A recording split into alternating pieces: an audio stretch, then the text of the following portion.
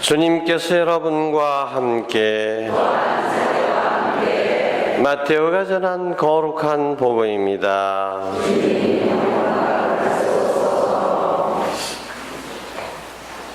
그때 11 제자는 갈릴리아로 떠나 예수님께서 분부하신 산으로 갔다. 그들은 예수님을 뵙고 엎드려 경배하였다. 그러나 더러는 의심하였다. 예수님께서는 그들에게 다가가 이르셨다. 나는 하늘과 땅의 모든 고난을 받았다. 그러므로 너희는 가서 모든 민족들을 제자로 삼아 아버지와 아들과 성령의 이름으로 세례를 주고 내가 너희에게 명령한 모든 것을 가르쳐 지키게 하여라. 보라, 내가 세상 끝날까지 언제나 너희와 함께 있겠다.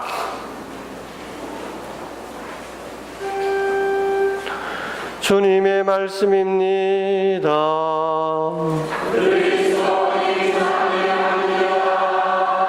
앉으십시오. 참 예수님,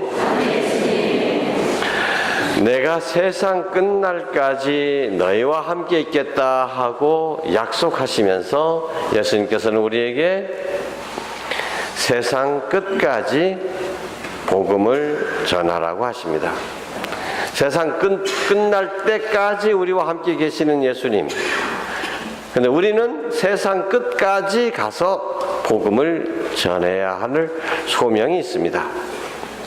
그런데 이러한 소명을 생각하고 우리의 의무를 생각하면 마음이 무거워집니다. 왜 그럴까요?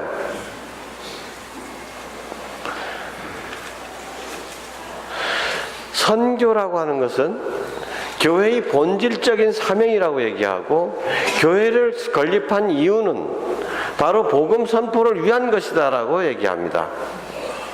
근데 그 말을 들을 때마다 기쁨이 우리 마음에 넘치는 것이 아니라 막 무거운 숙제를 해야 되는 것처럼 부담스러운 까닭은 무엇일까요? 결국은 우리 신앙의 문제인 것입니다. 선교라는 것은 억지로 해야지 해서 해야 됩니다, 안 하면 안 됩니다라고 해서 억지로 떠밀려서 해서 될 일이 아니고 그래가지고 효과도 없습니다. 자발적으로 나와야 되는 것입니다. 내 신앙이 이거 가지고 떨어져야 되는 것입니다. 내가 꽃이라면 내 안에서 신앙이 자라나서 꽃을 피우고 그래서 향기가 전달되는 것이 바로 선교인 것이죠. 내 신앙의 문제인 것입니다. 여러분, 맛있는 음식을 먹게 되면 사랑하는 생각이 나잖아요. 아이고, 이거 누구랑 같이 먹으시면 좋아하실걸. 그러면 식당인 경우에는 아이고, 다음번에 누구랑 꼭 빨리 와봐야 되켜. 이거 같이 먹어야지 생각이 납니다.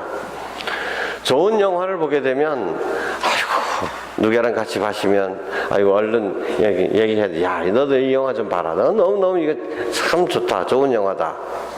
좋은 책을 읽고 나면 다른 친구한테 그 책을 전하게 되죠. 너도 이 책 좀 읽어봐라.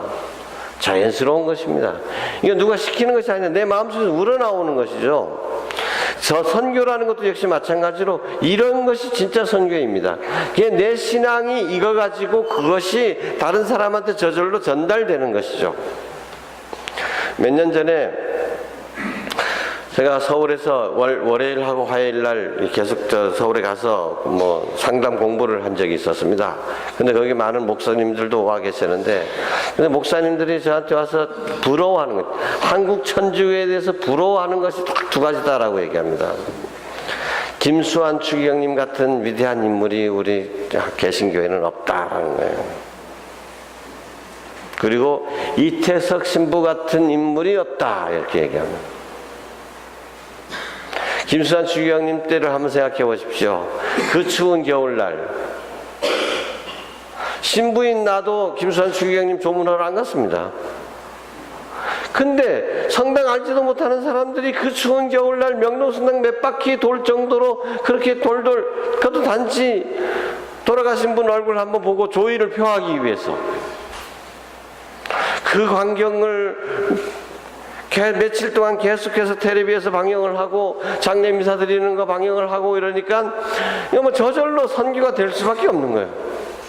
전부 다 천주교 추기경이 뭔지도 몰랐던 사람이 추기경 다 이렇게 얘기가 되는 거예요. 이거 막 텔레비전 광고 몇십억 들여가지고 하는 것보다도 훨씬 더 효과가 좋은 것이죠. 이태석 신부님, 물론 의사라고 하는 것 때문에도 더 홍보 효과가 더 뛰어났지만은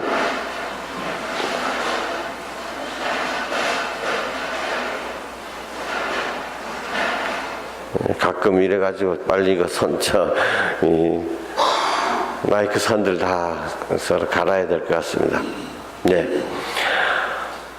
어쨌든 그런 그 신부님의 삶을 보면서 정말 저렇게 해서 사는구나. 톤주의 사람들은, 남자들은 눈물을 흘리지 않는다 그러는데 그 톤주의 어린 그 아이들이 눈물을 흘리는 모습들을 보면서 감동을 받는 거예요. 신자든 아니든.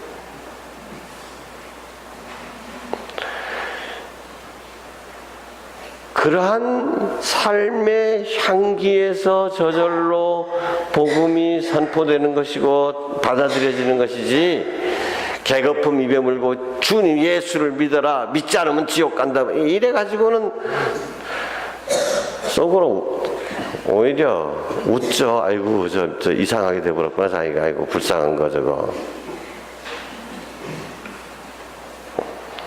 그래서 선교의 문제는 결국 나의 신앙의 문제로 돌아오게 됩니다.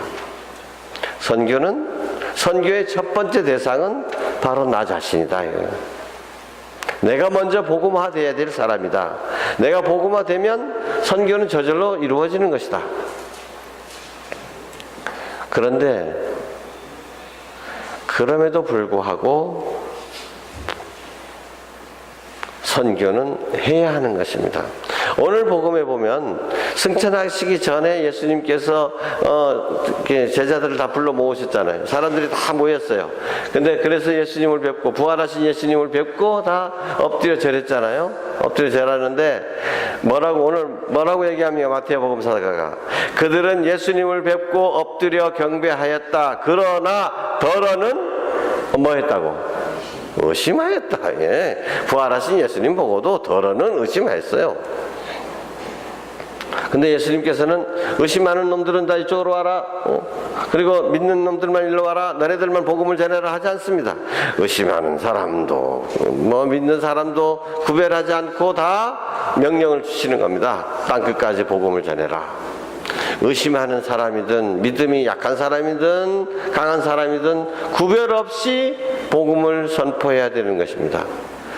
그래서 선교의 두 번째 원칙, 첫 번째가 뭐라 그랬죠? 복음화의 대상은, 첫 번째 대상은 바로 자기 자신이다. 두 번째, 선교는 선교하는 사람의 믿음을 성장시킨다는 거예요. 믿음이 뛰어나서만 선교를 하는 것이 아니라 선교를 하다 보면은 자기 자신의 믿음도 커진다는 것입니다. 제가 이제 내년이면 환갑입니다. 내가 신학생 때 가끔 그런 생각을 했어요. 아이고 나는 한 60까지만 살아졌으면 좋겨. 신부돼서 60까지 살면 할 만큼 다 해지지 않을 건가 그런 생각을 했는데 벌써 이제 그 나이가 됐습니다. 그러니까 문득 지금까지 살아온 삶과는 다른 제2의 인생을 살아야 되겠다라는 생각이 자꾸 듭니다. 내가 그렇게 생각하려고 하는 것이 아니라 그런 생각이 들어요. 이제는 좀 새롭게 살아야 되지 않겠느냐. 솔직히 지금까지는 너무 편안하게 살지 않았느냐 이런 생각이 드는 겁니다. 그럼 사제로서 제2의 삶이란 어떤 것일까? 어떻게 살아갈까? 근데 제가 지금까지 학자들을 봐도 그렇고 수도자를 봐도 그렇고 누구를 봐도 그저 그런가 보다. 그 사람은 그 사람이고 나는 난데, 근데 저절로 고개가 숙여지는 사람들이 바로 선교사들입니다. 우리나라에서도 지금 많은 선교사들이 나가 있죠. 우리 한국 그 신부님들도 저 아프리카까지 가 있고 남미도 가 있고 심지어는 어디까지 가 있습니까? 프랑스. 그 가톨릭 국가라고 하는 그 프랑스에서도 신부님들이 없어가지고, 젊은 신부님들이 없으니까 제발 도와달라고 해서 우리 신부님들이 가서 도와주고 있습니다. 우리 제주교구 같은 데서도 일본에 3명씩이나 가 있잖아요. 근데 선교사들에게는 A급, B급, C급이라고 하는 그 급수가 있습니다. 어디가 제일 좋으냐, 선교사들. 야, 그럼 어디가, 야, 너 그 좋은 데 살았죠?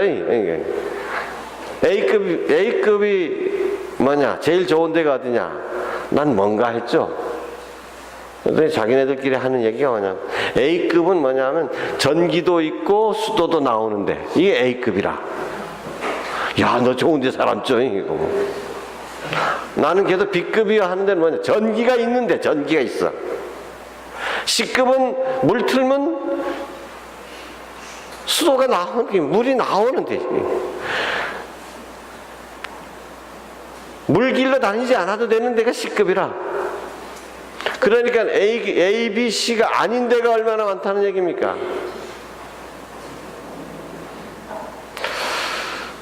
이제 나도 준비를 좀 그런 데 가서 살면 어떨까, 준비를 해야 될까, 이런 생각을 합니다.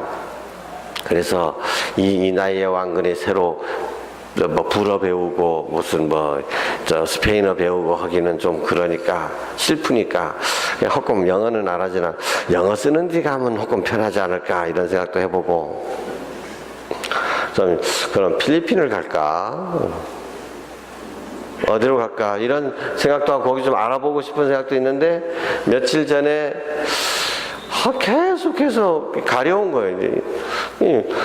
저는 풀목이라도, 왜 풀목이 독한 것도 있잖아요. 시커먼 거, 그거 물리면 막 그 크게 빨갛게 번지고, 용 솔 좁아보면 막 점점점점 막 점 찍히고, 그렇게 독한 풀목이라도 물파스 몇 번 바르고 나면은 금방 그 부기가 가라앉고 그랬는데, 이번 거는 모기가 아닌 거 달라 막 그 진물도 막 나고 막 이게 한두 군데 가지고 밤에 잠을 못 자요. 가려워서 다시. 이거 뭔가 다른 거 있나 싶어가지고 피부과에 갔더니 이거 진모기에 물린 거보다 안 해?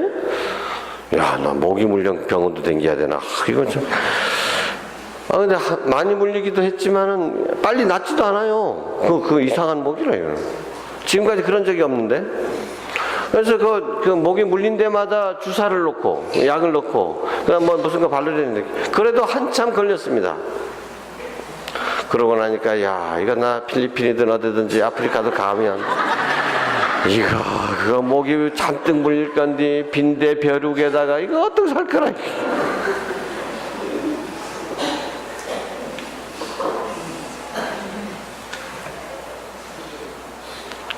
그러니까 선교사들에 대한 존경심이 우러나올 수밖에 없습니다. 야, 어떤 말 통하는도 안 통하는지 정말 그런지 정말 아일랜드에서 제주도까지 여기 와서 살면서 그때 진짜 전기가 있었습니까? 수도가 있었습니까? 제주도에. 그리고 또 존경을 받습니까? 무신거래 우리나라 왔으냐, 니네 나라에서 살주기. 그래서 심지어 그렇게 모욕당하고 무시당하고, 그 결국은 어떤 때는 사형도 당하고.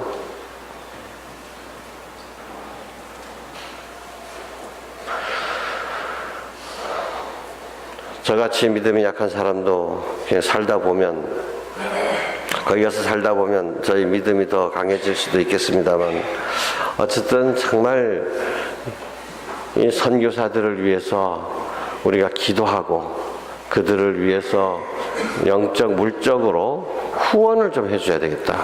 내가 이 땅에서 내가 직접 해외 선교는 못 나갈지라도 우리 나름대로 하는 도우미는 좀 돼야 되지 않겠느냐. 몇 주일 뒤에 몽고에서 선교하시는 우리 친구 수녀님이 이제 다시 방문을 하게 됩니다. 그래서 몽교 선교에 관한 여러 가지 얘기도 다시 좀 전해 주실 건데, 지금 우리도 나름대로 여러 가지로 돕고 있죠. 참여들 다 하고 계시죠. 그러나 그냥 정말 이게 식당이 나도 해야 할 일이지만 내 믿음이 부족해서 하지 못하는 일들, 내 열성이 부족해서 하지 못하는 일들, 이렇게 대신 하고 있는 우리 선교사들을 기억하고, 또 오늘은 특별히 제주도 이 땅에 복음을 선포하기 위해서 애쓰시다가 가신 외국 선교사분들, 그분들을 감사하는 마음으로 이 미사를 봉헌하도록 합시다. 아멘.